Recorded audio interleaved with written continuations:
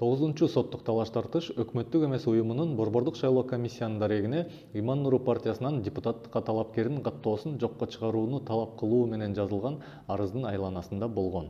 Доогер талапкердин шайлоо участогунун кире беришиндеги сүрөттөрү Facebook социалдык тармагына жарыяланып, үгүт материалдары чыгарылган. Бул шайлоо мыйзамдарын бузган болуп саналат деп арызданган.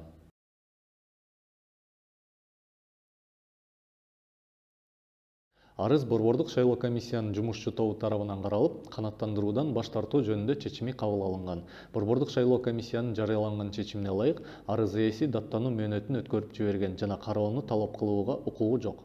Мындан тышкары, Борбордук шайлоо комиссия сүрөттөрдөн Иман Нуру партиясынын өкүлү көчмө маалымат илгичтерин колдонгонун, аларды шайлоо участкалык имаратка койбогонун жана ошого жараша мыйзам бузбагандыгын аныктады. Административдик сотко берилген даттануу жыйынтык берген жок. Алар Борбордук шайлоо комиссиянын тарабында калышты. Шайлоо талаш-тартыштары жөнүндө сериябызга көз салыңыз.